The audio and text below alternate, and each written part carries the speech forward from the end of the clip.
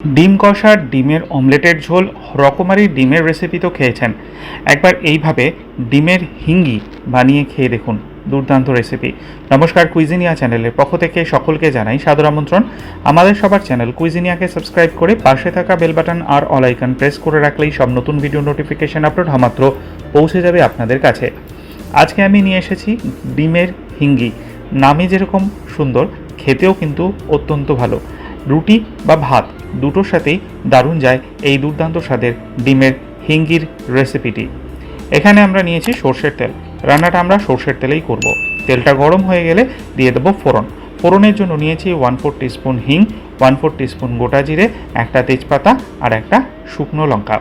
তেলটা গরম হয়ে গেলে ফোড়নগুলো দিয়ে 25 থেকে 30 সেকেন্ড অপেক্ষা করব। ফোড়ন থেকে সুন্দর গন্ধ বেরোতে শুরু করলে দুটো ছোট সাইজের আলু ডুমো করে কেটে এর মধ্যে দিয়ে দিলাম। আলুটা দিয়ে প্রথমে মিনিট খানেক সময় নিয়ে আমরা এখানে ভেজে নিচ্ছি। আর তারই মাঝে আমরা বানিয়ে নিয়েছি একটা পেস্ট। তার জন্য নিয়েছি মিক্সি জারে একটা টমেটো, 1 ইঞ্চি পরিমাণ আদা, একটা কাঁচা লঙ্কা আর সামান্য কিছুটা জল। এই সমস্ত জিনিসগুলোকে দিয়ে একটা মিহি পেস্ট এখানে আমরা বানিয়ে রাখছি। আর আলুটা মিনিট খানেক ভাজা হয়ে গেলে এই পেস্টটাই আমরা এর মধ্যে ঢেলে দেবো। তার আগে অতি অবশ্যই কিছু মশলা পেস্টের সাথে মিলিয়ে দিচ্ছি।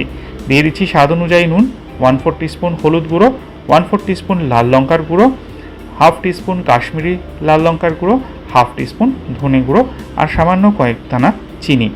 এবার এটাকে ভালো করে আমরা মিশিয়ে নিলাম। এই মশলার যে মিক্সচারটা, এটা মোটামুটি রান্নার আধা ঘন্টা আগে আমি তৈরি করে রেখেছিলাম। তাতে কিন্তু স্বাদটাও খুব ভালো হয়। আর আলুটা মিনিট খানেক ভাজা হয়ে গেছে। এবার মশলার পেস্টটা আমরা এর মধ্যে অ্যাড করে দিলাম। দিয়ে মিনিট 2 থেকে 3 সময় নিয়ে মশলাটাকে ভালো মতো কষিয়ে নেব, যাতে মশলার কোনো রকমের কাঁচা গন্ধ না থাকে। হয়ে গেলে এর মধ্যে আমরা দিয়ে দিচ্ছি পরিমাণ মতো জল। মোটামুটি 200 থেকে 250 মিলিলিটার জল দিলেই হয়ে যাবে, কারণ আলুগুলো ছোট করে কাটা। জলটা দিয়ে মিশিয়ে দিচ্ছি। আর তারপর যখন ঝোলটা ফুটতে শুরু করবে দিয়ে দিচ্ছি সেদ্ধ করে রাখা গোটা 5 ডিম। চাইলে ডিমগুলো ভেজে নিতে পারেন, আমি ভেজে দিইনি, আমি এরকমভাবেই দিয়ে দিলাম। ডিমটাকে দিয়ে নেড়ে চেড়ে দুটো কাঁচা লঙ্কা দিয়ে একটা ঢাকনা চাপা দিয়ে এটাকে 6 থেকে 7 মিনিট কুক করতে দিন, মিডিয়াম টু হাই ফ্লেমে। এখনও কিন্তু শেষ হয়নি, আসল জিনিসটা কিন্তু বাকি আছে ডিমের হিঙ্গির। 7 মিনিট হয়ে যাওয়ার পর ঢাকনাটাকে খুলে চেক করে নিচ্ছি। ঝোলটা প্রায় টেনে গেছে, আলুটাও সেদ্ধ হয়ে গেছে। এবার একটা তরকা প্যান নিয়েছি, তাতে সর্ষের তেল গরম করে নিয়েছি। তেলটা গরম হলে 1/4 টিস্পুন হিং দেবো, 1/4 টিস্পুন গোটা জিরে দেবো। আর এটাকে এবার খুব সুন্দর করে আমরা গরম করে নেব। যখন দুটো জিনিস থেকেই সুন্দর একটা গন্ধ বেরোতে শুরু করবে, তখন ফ্লেমটাকে অফ করে দিয়ে এই ফোড়নটা আমরা রান্নার উপরে দিয়ে দিচ্ছি। দিয়ে মিনিট খানেক নেড়ে চেড়ে একটু ফুটিয়ে নেব।